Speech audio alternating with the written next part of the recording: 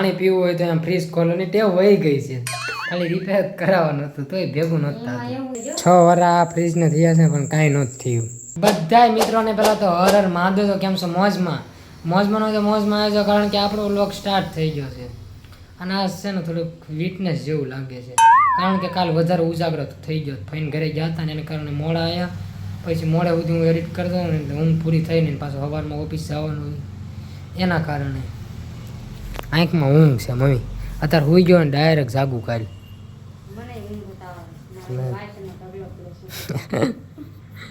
હાલો તો પેલા જમી લઈ. હે ભાઈ ઊભી થા. હે ઊભી થા. હાલો પેલા જમી લેવી. તો આપણે જ્યારે આ ઘરે આવ્યા ને ત્યારે ફ્રીજમાં પ્રોબ્લેમ થઈ ગઈ હતી. એ શું પ્રોબ્લેમ હતી નથી ખબર, પણ ઠંડુ નહોતું થતું. કદાચ પહેલેથી બ્લોગ જોતા જ તો ખબર જ હશે ફ્રીજમાં પ્રોબ્લેમ હતી. અને પછી તો લગભગ 3-4 મહિના વહી ગયા. 3-4 મહિના એમને વહી ગયા. એમાં આવું તો કોઈ ટાઈમ જ નહોતો મળતો. મારે આમ દ્વારકાની સાઈડ જવાનું હતું એટલે રવિવારે હું કામે વિયો જતો અને મમ્મીને તે કામ ચાલુ કન્ટિન્યુ એવું રહેતું હતું. અને આપણે કામ હોય તા એ આપણે રજા હોય તા એ ફ્રીજ હમ કરવા વાળો ન આવે એવું. એમ કરતા 3-4 મહિના મને વિચાર આવે આખો ઉનાળો આવી જાય ફ્રીજ છે ને આજ રિપેર થઈ ગયું છે. તને બતાવો સમજો. હા ફ્રીજ આમ જોવું ને આમ અજીબ જ લાગે છે કારણ કે પહેલાં જે ટેવ હતી ને ડાયરેક્ટ આમ પાણી પીવું હોય તો એમ ફ્રીજ ખોલવાની ટેવ વહી ગઈ છે.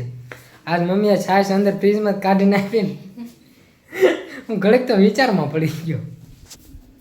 હા મમ્મી એટલી ઠંડી લાગી ને સાહેબ. ઠંડી લાગી એમ નહીં પણ આમ બહુ ઠંડી લાગી. હું પી નથી શકતો કારણ કે ટેવ વહી ગઈ છે ને ઠંડુ પાણી પીવાનું. પહેલાં ઠંડી વસ્તુ આપણે ખાધા કરતા.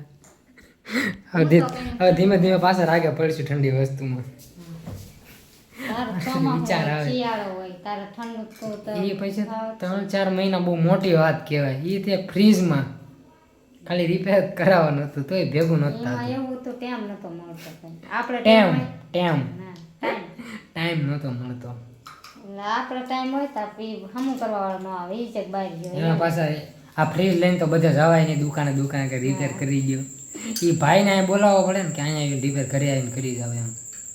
તો થઈ ગયું છે ફર્સ્ટ ક્લાસ 1 નંબર. એ ભાઈ 2.5 કલાક મેથા કંઈ હતું નહીં ગેસ એ નતો લીકેજ થઈ ગયું કમ્પ્લીટ થઈ ગયું. હા થઈ ગયું એવું છે. ફ્રીજમાં 4 મહિના ઉનાળો વહી જતા સામાનું રિપેરિંગ ચોમાસામાં ઠંડુ પાણી પીવાનું. શું કે એમ પહેલેથી તમે છે ને 12 માસ ઠંડુ પાણી પીવું એવું કાંઈ છે નહીં. આ 4 મહિના કેમ વી જાય ખબર જ ન રહી. બોલો લો હું બોલો તો ઢીલા થઈ ગયા. ઢીલું મમ્મીની ભાષા છે એમાં તમારે કેમ ચેન્જીસ કરવો હાલ્યા કરે. એડજસ્ટ કરો તમે. હા પણ ઢીલી તબિયત ખરાબ રે મમ્મી એમ બોલે. પ્રોફેશનલ થા મમ્મી તું થોડીક પ્રોફેશનલ થવાય. બધાને ન ખબર પડે તું અત્યારે આ બધું બોલો છો ને બધાને ન ખબર પડે. તબિયત પાયું ને કાયમ ખરાબ રે એમ બોલાય. વોટ ઇઝ ધ ઢીલા? હા એ હું બધા ન ખબર પડે. એવું હોય એ બધી વાત જો મને કેવો અહેસાસ થયો ખબર. હું ઓલું બધું ગોતતી હતી મારું કાક તમે બી અહીંયા બ્લોગમાં હતા તમે ફુસર કર્યું ને એવું લાગ્યું. મને એમ થયું મારું પ્રેન્ક કરવાના સાહેબ પછી ચાલુ કર્યું. ના એવું લાગ્યું મમ્મી હા હું જોયું નહોતું. એવું ફીલ થયું બોલ જા સાઈડમાં આમ ફરીજની વાત કરતા બીજી કરી આપણે વાત જ સંભળાય જ નહીં. પણ ક્યારે પાયું ક્યારે ગઈ હતી એ રૂમમાં? લાલી ગોતતી હતી લિપસ્ટિક. ત્યારે મમ્મી અહીં હતી જ નહીં ને વાસણ નથી ધોતી. અરે અબી હાલ અજ્જત તમે રહેતી હતા તું મને ન આયો બોલાવા.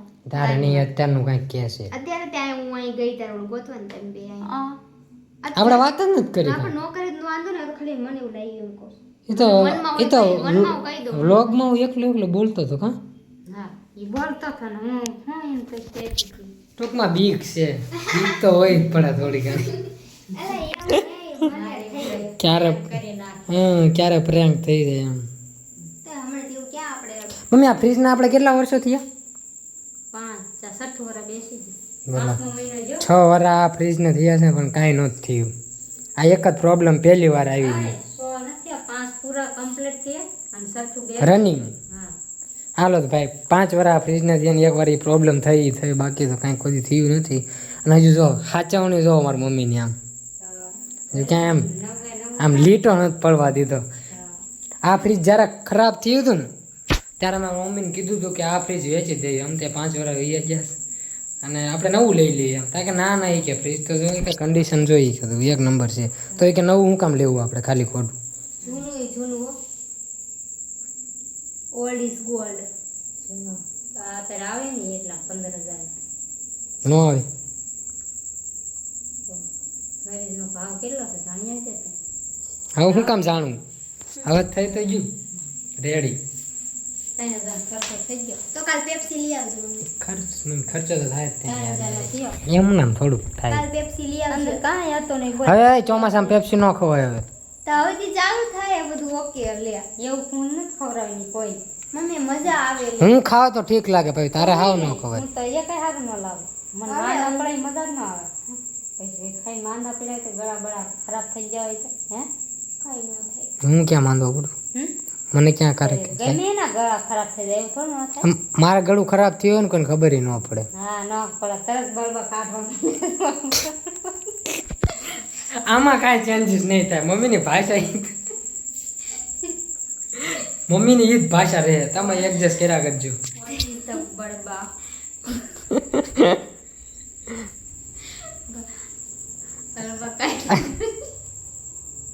મમ્મી તો ઊંઘમાં છો હુઈ જા. આજ મૂડ જ ન થાવતું. કામ બોરિંગ જ લાગે. અંદરથી નકર ફ્રીજ કેટલે હું ખુશી થાય છે કે થાય ખુશી તો છે પણ એમ નહીં. અંદર ત્યાં મૂડ જ ન થાવતું. આમ હેપીનેસ ફીલ ન આપણે થાય. થાકી ગયા. હું એટલે જ તે એટલે તું હું કામ થાય કે દે આમ ના કાલ જાય એટલે એવો મને નાખું દી નતો ગમે એવું બધું છે. હવારે નાખું નતો ગમતું. એક મને લાગ તારે ઉજાગરા ન કરે આમ બધા હાટું હું તો એક ઉજાગરા કરું છું.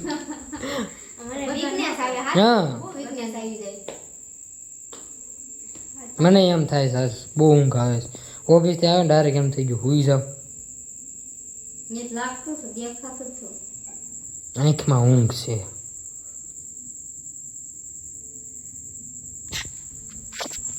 Boring type.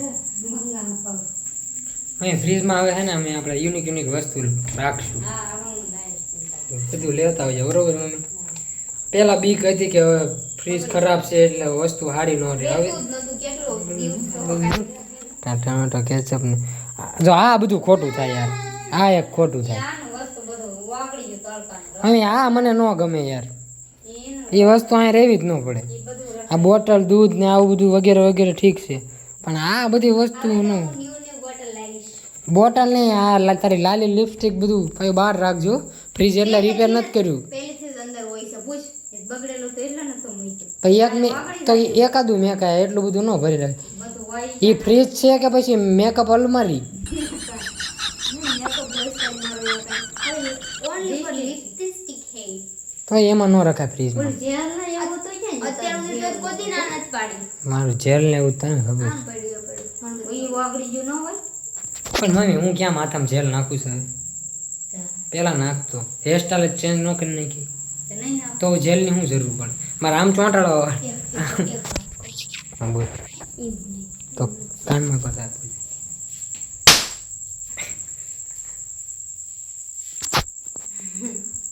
હા એ શું કર્યું તે? લાગ્યું ને હું કર્યું મેં આમ કરી દઉં. તો એમ કામ એ ફ્રીજમાં કાંઈક અવાજ આવ્યો. પાર્ટી. મમ્મી કીડી મકોડા નથી ને?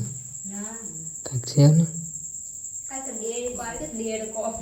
ના એ ભાઈ મને કીધું છે કે ગમે ત્યાં ફોન કરજો એમ મેં તો કીધું મેં કીધું કે મહિના પછી બગડી નહીં જાય ને પાછું એ જવાબદારી તમારી. ના એ કે ગમે ત્યાં થાય કે એ કે હવે તમે વર્ષો સુધી કંઈ નહીં થાય ગમે એટલા વર્ષો સુધી આમ જો ઓલીને કાંઈક થાય છે.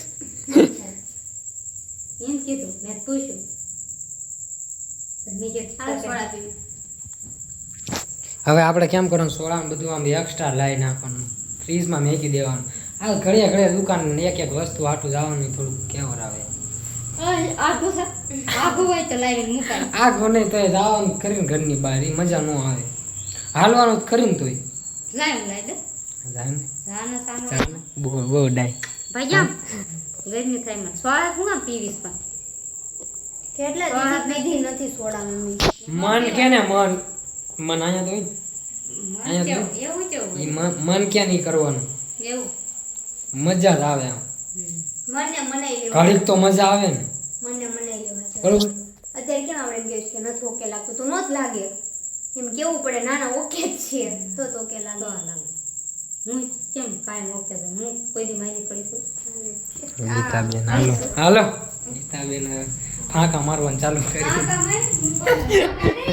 જ્યારે એક ગાંઠો બતાય હું જીયા સુધી ખાટલામાં પડી રહી એમ બતાય તબિયતની વાત નથી તો ગુસ્સાની ને આ બધી અલગ અલગ કેટલું તું તો આ કેવી હોય હોય થઈ ખબર ને આપણે એમ નતું થતું કારણ બ્લોક ક્લિપ લેવી કાંઈ એક જરીક એમ નો થયો ક્યારે થઈ એવું નથી કે હું પાયું તે ગુસ્સામાં વાત કરતા હોય. મમ્મીનો ગુસ્સો હજુ તમે જોયો નથી. મારી ભાષા ન સમજાય તમને. મમ્મી હા તારો ગુસ્સો હજુ કોઈ જોયો નથી. કારણ કે માને કોઈ દી આવતો જ નથી ને. મમ્મી જયારે હોય ને ત્યારે બ્લોગ સ્ટાર્ટ કરવાનું મન ન થાય. એ ક્યારેક છે ને આમ જોશ દેખાય બ્લોગ ચાલુ કરી દે અને ઘણી વાર છે ને ઈ બદલાઈ જાય. બ્લોગ ચાલુ કરી ને તો એ આવ નોર્મલ થઈ જાય. એ હા ખોટો ક્યારેક તમારે જેની મેટર થાય ને ત્યારે વાત, પણ એ મેટરમાં હું ન હોવો પડે. હાલ લે તાર કરી છે જે મેટર બાજુ મેટર કરી છે બાજુ લા ઓન્લી ફોર એક લાઈફ છે હું બાયથી બાજુ અત્યારે તું એમ બોલો છો, પછી તુંય કોઈના બાપનું નથી માનતી ને તુંય દે હું ત્યાં તુંય કોઈના બાપનું નથી માનતી. હવે જાવ ને હવે હું એમ ન પછી કઈ કહું હવે હમણાં જે સુધારો લાવ્યો ઘણો કે જે ખબર પાવીને મારવા દોડતી જ તું. ખોટો હું કોઈ દી એને આમ કરીને આમ આંગળી નતા ડાળી કોઈ એ ખોટી મમ્મી એ ખોટી વાત અને તને કોઈ દી અડાડી ઓલે હાવણી ઘા કરી હતી.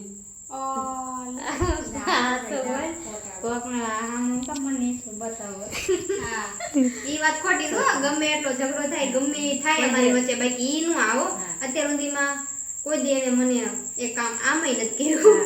હા તને નથી કર્યું હા તું પાછો હા ભાઈ એ વાત તો છે.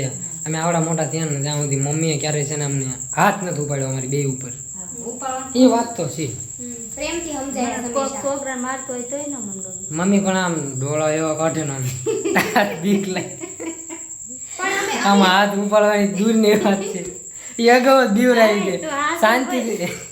પણ એમ નહીં આપણે બે નાનીથી જ સમજણા છીએ આપણા એટલી સમજણ છે જ તે છે હાચું ને સમજણ પહેલેથી જ છે કોઈ દી અમને કાંઈ કેવું જ નથી પડતું એ પહેલા સમજી જાય મમ્મી અમે હલો હું હારું હાલો આ બ્લોગ ગમ્યો હોય તો સબસ્ક્રાઇબ કરવાનું ભૂલતા નહીં. બાકી મળીને નેક્સ્ટ બ્લોગમાં. ત્યાં સુધી વાત થાય ને અમારા હર હર મહાદેવ.